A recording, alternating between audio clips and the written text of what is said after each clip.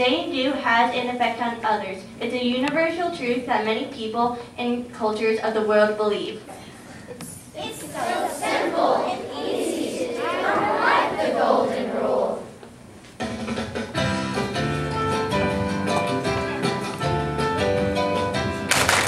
Treat others as you would want to be treated. That's the golden rule. Treat others as you would want to be treated. That's the golden rule. What goes around seems to come around. It's like a circle is true.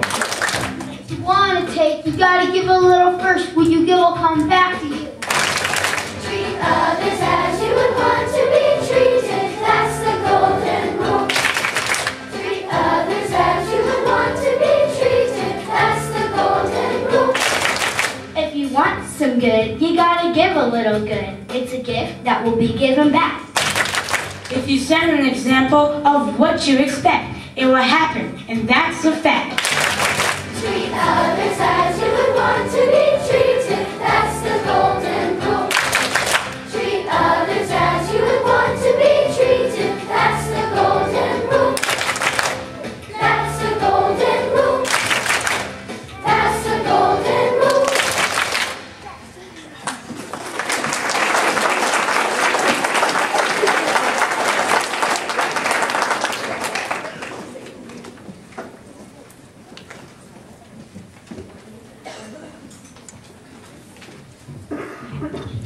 Francis Bellamy wrote an original pledge in August of 1892. Since its creation, the words have been changed many times throughout the decades, but still remain an important part of many people's days as they begin work or school. This poem is spoken as a patriotic oath. They are words to be spoken and words to be lived by every day.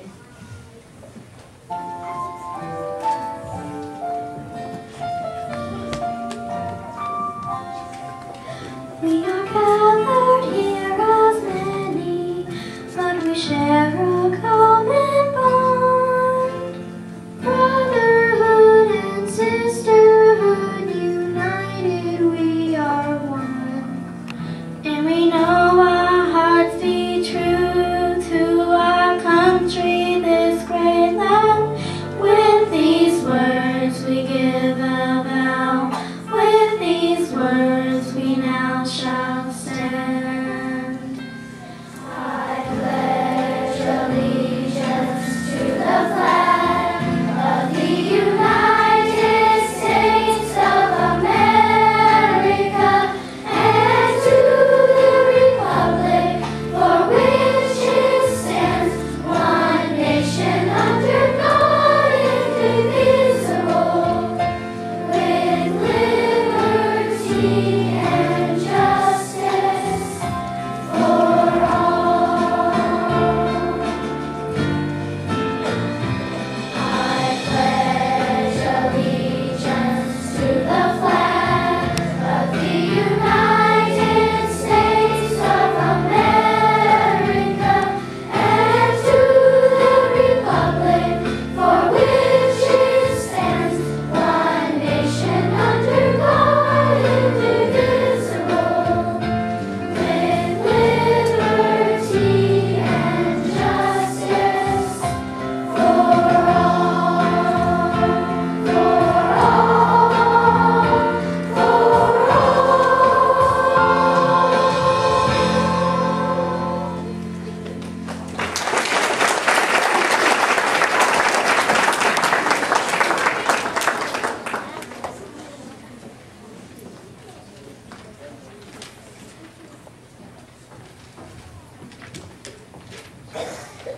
You may hear deep, mysterious words of wisdom. You may hear simple words of common sense. If you prefer the latter, you'll love these quotes from Benjamin Franklin, a man noted for his strong common sense wisdom. Some of these quotes might even be familiar. I have a friend, his name is Ben, Benjamin Franklin, that's my friend. He's never lost for words at all, giving his wisdom free for all. Listen closely to what Ben says. Early to bed and urgent rise makes a man healthy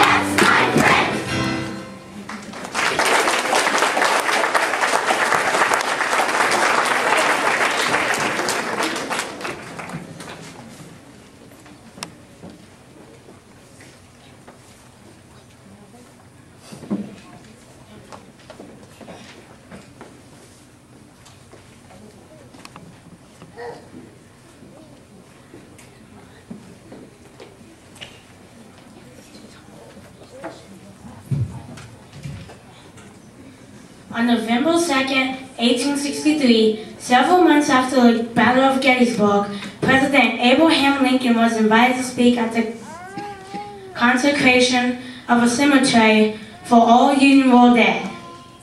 The ceremony was on November 19th. Lincoln accepted, maybe as an appropriate time to honor all those who gave their lives in the Civil War. He thought it an opportunity to express his thoughts on the Civil War, a fight not only to save the Union, but to establish justice and freedom and equality for all.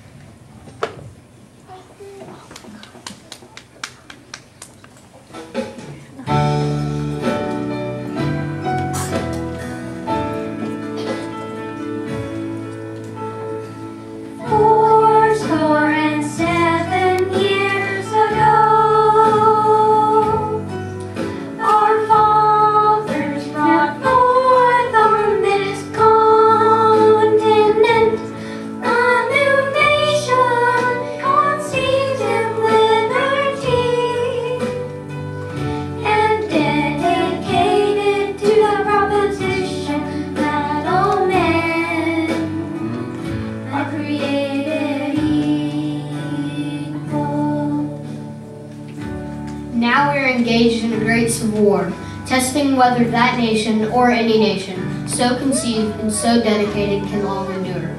We are met on a great battlefield of that war. We have come to dedicate a portion of that field as a final resting place for those who here gave their lives that that nation might live.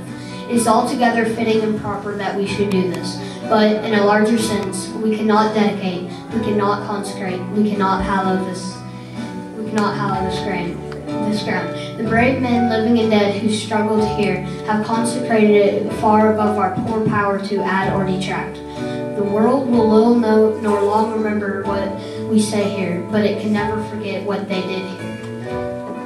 It is for us living rather to be dedicated here to the unfinished work which they who fought there have thus far so nobly advanced. It is rather for us to be here, dedicated to the great task remaining before us, that from these honored dead we take increased devotion to that cause for which they gave the last full measure of devotion.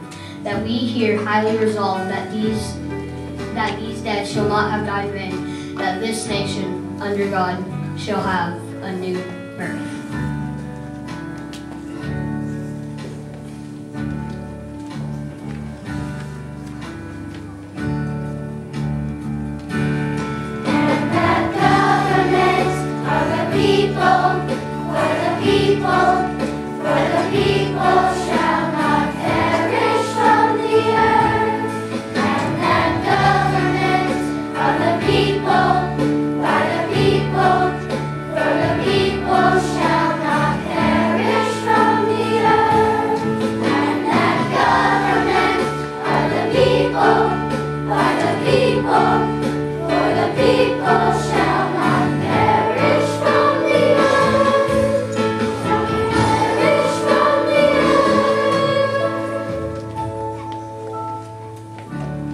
Fourscore and 7 years ago, our fathers brought forth on this continent a new nation conceived in liberty and dedicated to the proposition that all men are created equal.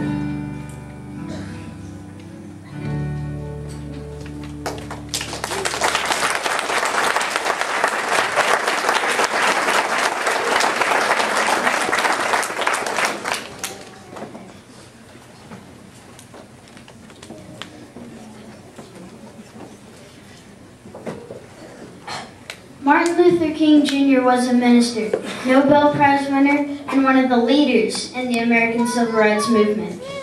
He believed in nonviolent protest to express needs, desires, hopes, and dreams of many people. One of his most famous and inspiring speeches was delivered on the steps of Lincoln Memorial in Washington, D.C., August 28, 1963. He was born in 1929. After his assassination in 1968, King became a symbol of the protest and the struggle for racial justice. In this speech, King spoke the words, "I have a dream," words that would register in the hearts of Americans and continue to inspire many to march ahead for freedom and equality.